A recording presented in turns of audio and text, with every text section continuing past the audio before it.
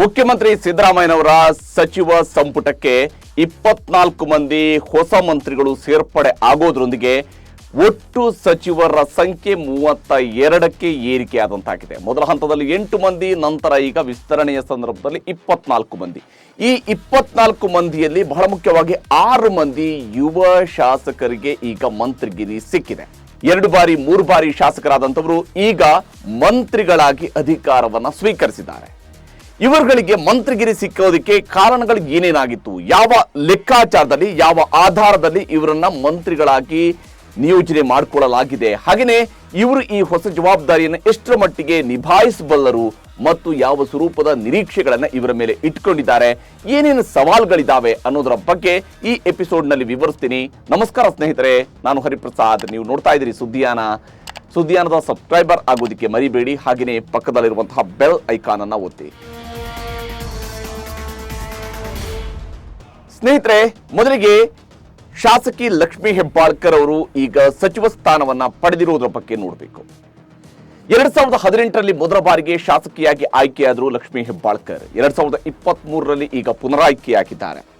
ಲಕ್ಷ್ಮೀ ಹೆಬ್ಬಾಳ್ಕರ್ ಇವತ್ತು ಪ್ರಮಾಣ ವಚನ ಸ್ವೀಕರಿಸುವ ಸಂದರ್ಭದಲ್ಲಿ ತನ್ನ ತಾಯಿಯ ಹೆಸರಿನಲ್ಲೂ ಕೂಡ ಪ್ರಮಾಣವನ್ನು ಮಾಡಿದ್ದಾರೆ, ಜನತೆ ಹೆಸರಿನಲ್ಲಿ ಪ್ರಮಾಣ ಮಾಡಿದ್ದಾರೆ. ಅಷ್ಟೇ ಅಲ್ಲದೆ ಛತ್ರಪತಿ ಶಿವಾಜಿ ಮಹಾರಾಜರ ಹೆಸರಿನಲ್ಲೂ ಕೂಡ ಪ್ರಮಾಣವನ್ನ ಮಾಡಿದ್ದಾರೆ. ಈ ಮೂಲಕವಾಗಿ ತನ್ನ ಮತಕ್ಷೇತ್ರದಲ್ಲಿರುವ ಮರಾಠಿ ಮತದಾರರ ಪ್ರಾಬಲ್ಯ ಏನಿದೆಯಲ್ಲ, ಆ ಮರಾಠಿ ಮತದಾರರ ಮನಗೆಲ್ಲುವ ಕೆಲಸವನ್ನ ಕೂಡ ಇಲ್ಲಿ ಮಾಡಿದ್ದಾರೆ.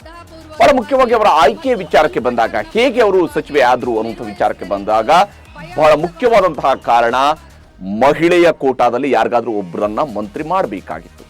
ಈ ಬಾರಿ ನೋಡಿ, ಉಮಾಶ್ರೀ ಅವರಿಗೆ ಶಾಸಕಿ ಆಗೋದಕ್ಕೂ ಕೂಡ ಅವಕಾಶ ಸಿಗಲಿಲ್ಲ, ಅವರಿಗೆ ಟಿಕೆಟ್ ಕೂಡ ಸಿಗಲಿಲ್ಲ. ಹಾಗಾಗಿ ಅವರು ಈ ರೇಸ್ನಲ್ಲಿ ಇರಲಿಲ್ಲ.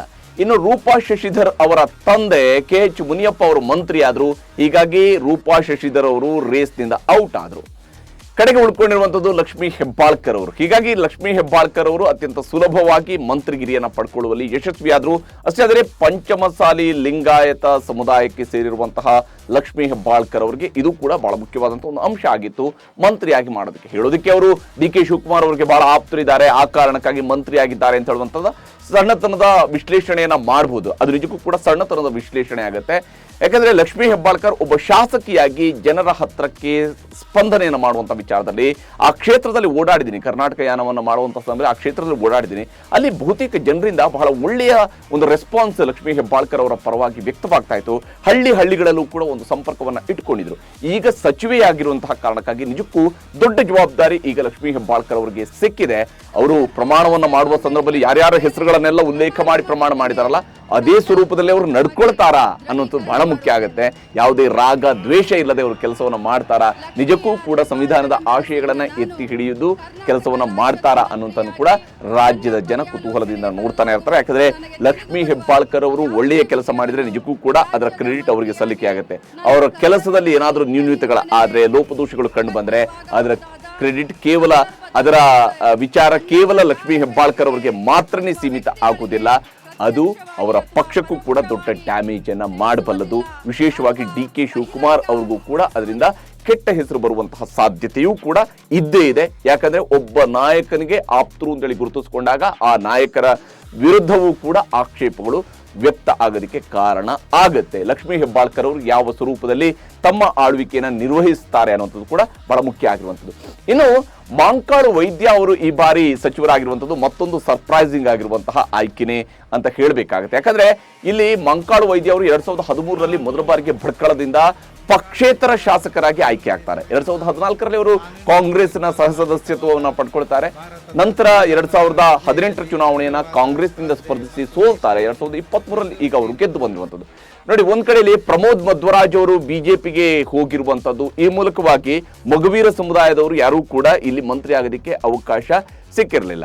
ಇನ್ನೊಂದು ಬಹಳ ಮುಖ್ಯವಾಗಿ ಬಾಬುರಾವ್ ಚಿಂಚನಸೂರು ಅವರು ಕೂಡ ಈ ಬಾರಿ ಸೋಲನ್ನ ಕಂಡಿರೋದ್ರಿಂದಾಗಿ ಗಂಗಾ ಮತಸ್ಥರಿಂದ ಅವ್ರಿಗೂ ಕೂಡ ಸಚಿವರಾಗುವಂತ ಅವಕಾಶ ಒದಗಿ ಬರಲಿಲ್ಲ. ಹೀಗಾಗಿ ಮೊಗವೀರ ಸಮುದಾಯ ಎಷ್ಟರ ಮಟ್ಟಿಗೆ ಬಿಜೆಪಿಯ ಬೆಂಬಲಕ್ಕೆ ಈ ಬಾರಿ ಚುನಾವಣೆಯಲ್ಲಿ ನಿಂತಿದೆ ಅನ್ನೋದನ್ನ ನಾವು ದಕ್ಷಿಣ ಕನ್ನಡ ಮತ್ತು ಉಡುಪಿ ರಿಸಲ್ಟ್ ಅನ್ನ ನೋಡಿ ಉಲ್ಲೇಖ ಮಾಡೋದಿದ್ರೂ ಕೂಡ ಉತ್ತರ ಕನ್ನಡ ಭಾಗದಲ್ಲಿ ಮೊಗವೀರ ಸಮುದಾಯ ಕಾಂಗ್ರೆಸ್ಗೂ ಕೂಡ ದೊಡ್ಡ ಮಟ್ಟದಲ್ಲಿ ಬೆಂಬಲವನ್ನು ಕೊಟ್ಟಿರುವಂಥದ್ದು ಸ್ಪಷ್ಟವಾಗಿ ಗೋಚರಿಸ್ತಾ ಇದೆ. ಯಾಕಂದ್ರೆ ಕರಾವಳಿ ಭಾಗದಲ್ಲಿ ಬರುವಂತಹ ಕಾರವಾರವನ್ನು ಕೂಡ ಗೆದ್ದಿದ್ದಾರೆ, ಹಾಗೆಯೇ ಭಟ್ಕಳವನ್ನು ಕೂಡ ಗೆದ್ದಿದ್ದಾರೆ. ಬಹುಶಃ ಕುಮಟಾವನ್ನು ಕೂಡ ಗೆಲ್ತಾ ಇದ್ರು, ಕಾಂಗ್ರೆಸ್ಗೆ ಗೆಲ್ಲುವ ಅವಕಾಶ ಇತ್ತು, ಶಾರದಾ ಶೆಟ್ಟಿ ಅವರಿಗೆ ಟಿಕೆಟ್ ಸಿಕ್ಕಿರ್ತಿದ್ರೆ. ಆದ್ರೆ ಏನು ಮನೆತನ, ಅಮ್ಮನ ನಂತರ ಮಗನಿಗೆ ಟಿಕೆಟ್ ಕೊಡಬೇಕು ಅನ್ನುವಂತಹ ರೀತಿಯಲ್ಲಿ ನಿವೇದಿತ್ ಆಳ್ವಾ ಅವರಿಗೆ ಟಿಕೆಟ್ ಕೊಟ್ಟಿರುವಂತದ್ದು ಕಾಂಗ್ರೆಸ್ ಮಾಡಿದಂತಹ ತಪ್ಪಾಗಿತ್ತು. ಅದರ್ವೈಸ್ ಕಾಂಗ್ರೆಸ್ಗೆ ನಿಜಕ್ಕೂ ಕೂಡ ಗೆಲ್ಲೋದಕ್ಕೆ ಅವಕಾಶ ಇದ್ದಂತಹ ಕ್ಷೇತ್ರವಾಗಿ ಆ ಒಂದು ಮತಕ್ಷೇತ್ರ ಕುಮಟಾ ಮತಕ್ಷೇತ್ರವು ಕೂಡ ಕಂಡು ಬರ್ತಾ ಇತ್ತು. ಆದ್ರೆ ಅಲ್ಲಿ ಕಾಂಗ್ರೆಸ್ ಮಾಡಿರುವಂತಹ ಎಡವಟ್ಟು ಬಹಳ ಮುಖ್ಯವಾದಂತಹ ಕಾರಣ. ಆದ್ರೆ ಇನ್ನು ಉತ್ತರ ಕನ್ನಡದ ಜಿಲ್ಲೆಯ ಕೋಟಾದಲ್ಲಿ ಆರ್.ವಿ. ದೇಶಪಾಂಡೆ ಅವರೇ ಮಂತ್ರಿ ಆಗ್ತಾರೆ ಅಂತ ಹೇಳಿತ್ತು. ಆದ್ರೆ ಆರ್.ವಿ. ದೇಶಪಾಂಡೆ ಅವರಿಗೆ ಮಂತ್ರಿ ಸ್ಥಾನ ಕೊಡೋದು ಬೇಡ ಅನ್ನುವಂತಹ ಒಂದು ವಾದವನ್ನ ಕಾಂಗ್ರೆಸ್ನ ಹಿರಿಯ ನಾಯಕರು, ವಿಶೇಷವಾಗಿ ಕೆಪಿಸಿಸಿ ಅಧ್ಯಕ್ಷರು ಕೂಡ ಮಂಡಿಸಿದ್ರಂತೆ. ಈ ಎಲ್ಲ ಕಾರಣಕ್ಕಾಗಿ ಉತ್ತರ ಕನ್ನಡದ ರೆಪ್ರೆಸೆಂಟೇಷನ್ ವಿಚಾರಕ್ಕೆ ಬಂದಾಗ ಮಂಕಾಳು ವೈದ್ಯ ಅವರಿಗೆ ಅನುಕೂಲ ಆಗೋಯ್ತು. ನೋಡಿ, ಪ್ರಮೋದ್ ಮಧ್ವರಾಜ್ ಅವರು ಕೂಡ ಮೊದಲ ಬಾರಿಗೆ ಶಾಸಕರಾಗಿದ್ದಂತಹ ಸಂದರ್ಭದಲ್ಲಿನೇ ಅವರು ಮಂತ್ರಿ ಆಗುವಂತ ಅವಕಾಶವನ್ನ ಕಾಂಗ್ರೆಸ್ ಮಾಡಿಕೊಟ್ಟಿತ್ತು. ಸಿದ್ದರಾಮಯ್ಯ ಸರ್ಕಾರದಲ್ಲಿ 2ನೇ ಅವಧಿಯಲ್ಲಿ ಅವರು ಮಂತ್ರಿ ಕೂಡ ಆಗಿದ್ರು. ಬಾಬುರಾವ್ ಚಿಂಚನಸೂರು ಅವ್ರನ್ನ ಮಂತ್ರಿ ಸ್ಥಾನದಿಂದ ಕೈಬಿಟ್ಟು ಅಲ್ಲಿ ಪ್ರಮೋದ್ ಮಧ್ವರಾಜ್ ಅವರಿಗೆ ಅವಕಾಶವನ್ನು ಕೊಡಲಾಗಿತ್ತು. ಮೊಗವೀರ ಸಮುದಾಯಕ್ಕೆ ಮತ್ತೊಮ್ಮೆ ಅಂಥದ್ದೇ ಒಂದು ರೆಪ್ರೆಸೆಂಟೇಷನ್ ಈಗ ಸಿಕ್ಕಿದೆ. ಕರಾವಳಿ ಭಾಗದ ಲೆಕ್ಕದಲ್ಲೂ ಕೂಡ ಮಂಕಾಳು ವೈದ್ಯ ಅವರಿಗೆ ಸಿಕ್ಕಿರುವಂತಹ ಈ ಒಂದು ಅವಕಾಶ ಅತ್ಯಂತ ಮುಖ್ಯವಾಗಿರುವಂಥದ್ದು. ಮಂಕಾಳು ವೈದ್ಯ ಒಬ್ಬ ಶಾಸಕನಾಗಿ 2013ರಲ್ಲಿ ಆಯ್ಕೆಯಾದಾಗ ಒಳ್ಳೆಯ ಕೆಲಸವನ್ನ ಭಟ್ಕಳದಲ್ಲಿ ಮಾಡಿದ್ರು ಅನ್ನುವಂಥರ ಬಗ್ಗೆಯೂ ಕೂಡ ಸಾಕಷ್ಟು ಚರ್ಚೆಗಳು ನಡೆದಿದ್ವು. ಈಗ ದೊಡ್ಡ ನಿರೀಕ್ಷೆ ಮಂಕಾಳು ವೈದ್ಯ ಅವರ ಮೇಲೂ ಕೂಡ ಇರುವಂಥದ್ದು. ಇನ್ನು ಮಧು ಬಂಗಾರಪ್ಪ ಅವರು ಈ ಬಾರಿ ಮಂತ್ರಿಯಾಗಿ ಆಯ್ಕೆಯಾಗಿರುವಂಥದ್ದು ನಿಜಕ್ಕೂ ಕೂಡ ಇನ್ನೊಂದು ಸರ್ಪ್ರೈಸಿಂಗ್ ಆಗಿರುವಂತಹ ವಿಚಾರಣೆ. ಯಾಕೆ ಇದನ್ನ ಸರ್ಪ್ರೈಸಿಂಗ್ ಅಂತ ಹೇಳ್ತೀನಿ ಅಂತ ಹೇಳಿದ್ರೆ, ಬಿ.ಕೆ. ಹರಿಪ್ರಸಾದ್ ಅವರು ಈಡಿಗ ಬಿಲ್ಲವ ಕೋಟಾದಲ್ಲಿ ಅವರು ಮಂತ್ರಿ ಆಗ್ತಾರೆ ಅನ್ನುವಂತಹ ನಿರೀಕ್ಷೆ ಬಹಳ ದೊಡ್ಡ ಮಟ್ಟದಲ್ಲಿತ್ತು. ಬಿ.ಕೆ. ಹರಿಪ್ರಸಾದ್ ಅವರಿಗೆ ಕಡೆಯವರೆಗೂ ಕೂಡ ಸಿದ್ದರಾಮಯ್ಯನವರು ವಿರೋಧವನ್ನ ಮಾಡಿದ್ರಂತೆ. ಈ ಕಾರಣಕ್ಕಾಗಿ ಬಿ.ಕೆ. ಹರಿಪ್ರಸಾದ್ ಅವರಿಗೆ ಮಂತ್ರಿ ಆಗುವಂತ ಅವಕಾಶ ಸಿಗಲಿಲ್ಲ. ಹಾಗಾಗಿ ಯಾರಿಗೆ ಮಂತ್ರಿ ಕೊಡುವಂಥದ್ದು? ಯಾಕಂದ್ರೆ ಈಡಿಗ ಸಮುದಾಯದಿಂದ ಈ ಬಾರಿ ಗೆದ್ದಿರುವಂತವರಲ್ಲಿ ಮಧು ಬಂಗಾರಪ್ಪ ಅವರಿದ್ರು, ಹಾಗೇನೆ ಗೋಪಾಲಕೃಷ್ಣ, ಬೇಳೂರು ಗೋಪಾಲಕೃಷ್ಣ ಅವರು ಕೂಡ ಇದ್ರು, ಸಾಗರದ ಶಾಸಕರು ಕೂಡ ಇದ್ರು. ಈ ಇಬ್ಬರಲ್ಲಿ ಯಾರನ್ನ ಆಯ್ಕೆ ಮಾಡ್ಕೊಳ್ಬಹುದು ಅನ್ನೋಂಥದ್ದು ಬಹಳ ಮುಖ್ಯವಾದಂತಹ ಚರ್ಚೆಯ ವಿಚಾರವೂ ಕೂಡ ಆಗಿದ್ದಿರಬಹುದು. ಹಾಗೆಯೇ ಶಿವಮೊಗ್ಗದ ಕೋಟಾದ ವಿಚಾರಕ್ಕೆ ಬಂದಾಗ ಬಿ.ಕೆ. ಸಂಗಮೇಶ್ ಅವರು ಕೂಡ ಇದ್ರು. ಬಿ.ಕೆ. ಸಂಗಮೇಶ್ ಹಿರಿಯ ಶಾಸಕ, ಅವ್ರಿಗೂ ಕೂಡ ಮಂತ್ರಿಗಿರಿ ಸಿಗಬೇಕಾಗಿತ್ತು. ಆದ್ರೆ ಬಿ.ಕೆ. ಸಂಗಮೇಶ್ ಅವರ ಬದಲಿಗೆ ಬಿ.ಕೆ. ಹರಿಪ್ರಸಾದ್ ಅವರಿಗೆ ಅವಕಾಶವನ್ನ ಕೊಡಬಾರದು ಮಂತ್ರಿಮಂಡಲದಲ್ಲಿ ಅನ್ನುವಂತಹ ಕಾರಣಕ್ಕಾಗಿಯೂ ಕೂಡ ಮಧು ಬಂಗಾರಪ್ಪ ಅವರನ್ನ ಆಯ್ಕೆ ಮಾಡಿಕೊಳ್ಳಲಾಗಿದೆ. ನೋಡಿ, ಮಧು ಬಂಗಾರಪ್ಪ ಅವರ ತಂದೆ ಸಾರಿಕೊಪ್ಪ ಬಂಗಾರಪ್ಪ ಅವರು ಕರ್ನಾಟಕದ ಮುಖ್ಯಮಂತ್ರಿಯಾಗಿ ಕೆಲಸ ಮಾಡಿದಂಥವರು, ಬಹಳ ವಿಸ್ತೃತವಾಗಿ ಕೆಲಸ ಮಾಡಿದಂತಹ ನಾಯಕ ಎಸ್ ಬಂಗಾರಪ್ಪ ಹಿಂದುಳಿದ ವರ್ಗಗಳ ಒಬ್ಬ ಪ್ರಬಲ ನಾಯಕನಾಗಿ, ಯಾಕಂದ್ರೆ ಅವರು ಮುಖ್ಯಮಂತ್ರಿ ಆಗಿದ್ದಂತಹ ಅವಧಿಯಲ್ಲಿ ಮಾಡಿದಂತಹ ಅನೇಕ ಕಾರ್ಯಕ್ರಮಗಳು, ಅದರಲ್ಲಿ ವಿಶೇಷವಾಗಿ ನೋಡಿ ಆಶ್ರಯ ಯೋಜನೆಯಂತಹ ಕಾರ್ಯಕ್ರಮ ಇರಬಹುದು, ಆರಾಧನೆಯಂತಹ ಕಾರ್ಯಕ್ರಮ ಇರಬಹುದು, ಹಾಗೆಯೇ ಗ್ರಾಮೀಣ ಕೃಪಾಂಕದಂತಹ ಕಾರ್ಯಕ್ರಮ ಇರಬಹುದು, ಇವೆಲ್ಲವೂ ಕೂಡ ಒಂದು ಮೈಲುಗಲ್ಲಿನ ಕಾರ್ಯಕ್ರಮಗಳಾಗಿದ್ವು. ಅವರ ಮಗ ಕುಮಾರ್ ಬಂಗಾರಪ್ಪ ಅವರು ಕೂಡ ಮಂತ್ರಿಯಾಗಿದ್ರು. ಕಾಂಗ್ರೆಸ್ ಸರ್ಕಾರದಲ್ಲಿ ಎಸ್.ಎಂ. ಕೃಷ್ಣ ಅವರ ಅವಧಿಯಲ್ಲಿ ಸಣ್ಣ ನೀರಾವರಿ ಸಚಿವರಾಗಿ ಕಾರ್ಯನಿರ್ವಹಣೆಯನ್ನ ಮಾಡಿದ್ದಾರೆ. ಆದ್ರೆ ಬಂಗಾರಪ್ಪ ಅವರು ಹಾಕಿರುವಂತಹ ಒಂದು ದೊಡ್ಡ ಬೆಂಚ್ ಮಾರ್ಕ್ಗಳಿದಾವಲ್ಲ, ಅವುಗಳನ್ನು ರೀಚ್ ಆಗುವಂಥದ್ದು ಅಷ್ಟು ಸುಲಭದ ಕೆಲಸ ಅಲ್ಲ. ಮಧು ಬಂಗಾರಪ್ಪ ಅವರ ಬಗ್ಗೆ ಅಂಥದ್ದೊಂದು ದೊಡ್ಡ ನಿರೀಕ್ಷೆ ಇದೆ. ಶಿವಮೊಗ್ಗದ ಭಾಗದಿಂದ ಅವರು ಬಂದಿರೋದ್ರಿಂದಾಗಿ ಮತ್ತು ಇನ್ನೂ ಕೂಡ ಯುವಕರಾಗಿರುವಂತಹ ಕಾರಣಕ್ಕಾಗಿ, ಕೇವಲ ಜಾತಿಯ ರೆಪ್ರೆಸೆಂಟೇಷನ್ ಹೊರತಾಗಿ ಯುವಕ ಕೂಡ ಆಗಿರೋ ಕಾರಣದಿಂದಾಗಿ ಇಡೀ ರಾಜ್ಯದಲ್ಲಿ ಓಡಾಡಿ ಕೆಲಸ ಮಾಡುವಂತಹ ಅವಕಾಶ ಮಧು ಬಂಗಾರಪ್ಪ ಅವರಿಗೆ ಇದ್ದೇ ಇದೆ. ಮಧು ಬಂಗಾರಪ್ಪ ಈ ನಿರೀಕ್ಷೆಯನ್ನು ಎಷ್ಟರ ಮಟ್ಟಿಗೆ ಈಡೇರಿಸ್ತಾರೆ? ಯಾಕಂದ್ರೆ ಎಸ್ ಬಂಗಾರಪ್ಪ ಅವರು ಶೋಷಿತ ಸಮುದಾಯಗಳ ಬಗ್ಗೆ ಹೊಂದಿದ್ದಂತಹ ಕಾಳಜಿ ಮತ್ತು ವಿಶೇಷವಾಗಿ ಹಿಂದುಳಿದ ವರ್ಗಗಳ ಬಗ್ಗೆ ಅವರಿಗಿದ್ದಂತಹ ಕಾಳಜಿ, ಹಾಗೆಯೇ ಗ್ರಾಮೀಣ ಭಾಗದ ಜನರ ಬಗ್ಗೆ ಇದ್ದಂತಹ ಕಾಳಜಿ, ಇವೆಲ್ಲವೂ ಕೂಡ ಬಹಳ ಮುಖ್ಯವಾಗಿ ನಾವು ಎಸ್ ಬಂಗಾರಪ್ಪ ಅವರ ರಾಜಕೀಯದ ವಿಚಾರಗಳಲ್ಲಿ, ಅವರ ನಡೆಗಳಲ್ಲಿ, ಅವರ ನಿಲುವುಗಳಲ್ಲಿ ನಾವು ಕಾಣ್ತಾ ಇದ್ವಿ. ಈಗ ಮಧು ಬಂಗಾರಪ್ಪ ಅವರಿಂದ ಅಂಥದ್ದೇ ಒಂದು ನಿರೀಕ್ಷೆನ ಇಟ್ಕೊಳ್ಬಹುದಾ ಅನ್ನೋಂಥನ್ನ ನೋಡ್ಬೇಕಾಗಿದೆ. ಅದನ್ನು ಈಡೇರಿಸುವಂಥದ್ದು ಅಷ್ಟು ಸುಲಭ ಅಲ್ಲ.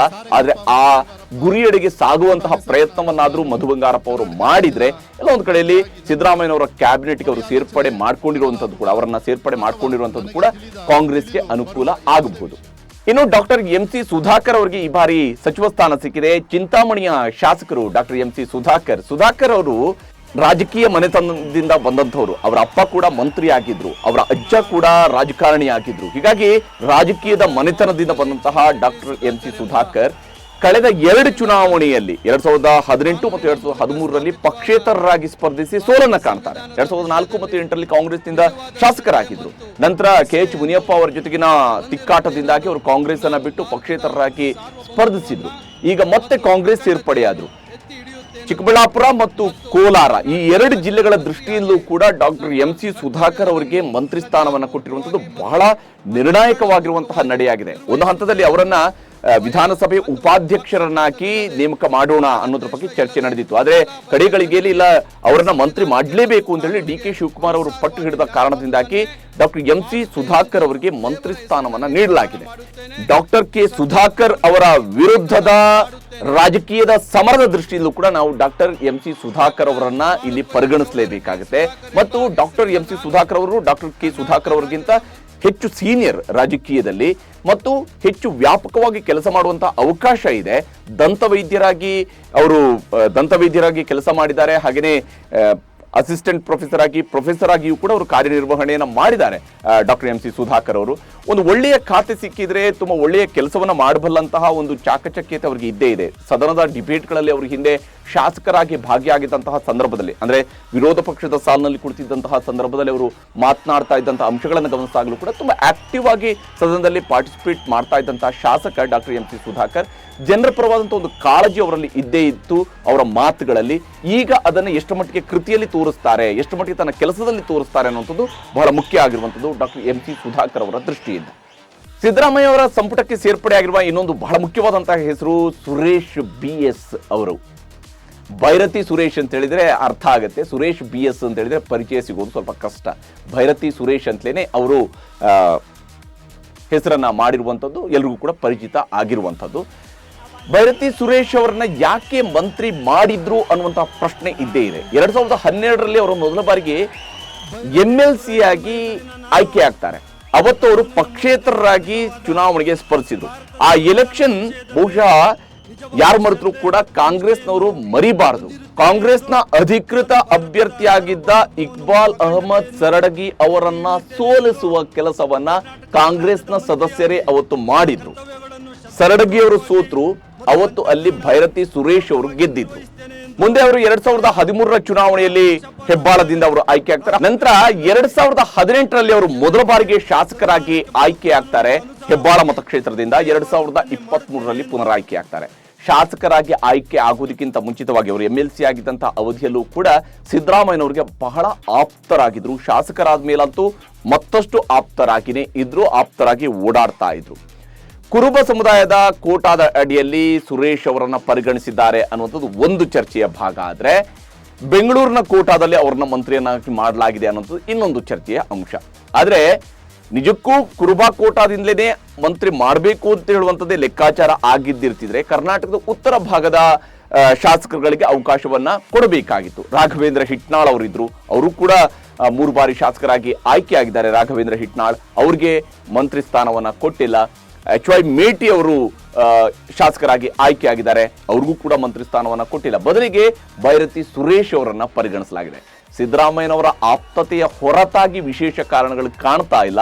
ಆದ್ರೆ ಸುರೇಶ್ ಅವರು ಕೇವಲ ಸಿದ್ದರಾಮಯ್ಯನವರಿಗೆ ಮಾತ್ರ ಆಪ್ತರಾಗಿರಲಿಲ್ಲ. DK ಶಿವಕುಮಾರ್ ಅವರು ಸುರೇಶ್ ಅವರ ಆಯ್ಕೆಯನ್ನ ವಿರೋಧ ಮಾಡದ ಸ್ವರೂಪದಲ್ಲಿ DK ಶಿವಕುಮಾರ್ ಅವರ ಜೊತೆಗೂ ಕೂಡ ಒಂದು ಆಪ್ತತೆಯನ್ನ ಭೈರತಿ ಸುರೇಶ್ ಅವರು ಮೇಂಟೈನ್ ಮಾಡ್ಕೊಂಡು ಬಂದಿದ್ದಾರೆ. ಈ ಕಾರಣಕ್ಕಾಗಿಯೇ ಭೈರತಿ ಸುರೇಶ್ ಅವರು ಈ ಬಾರಿ ಮಂತ್ರಿಯಾಗಿ ಪದಗ್ರಹಣವನ್ನ ಸ್ವೀಕರಿಸುವಂತಾಗಿರುವಂಥದ್ದು.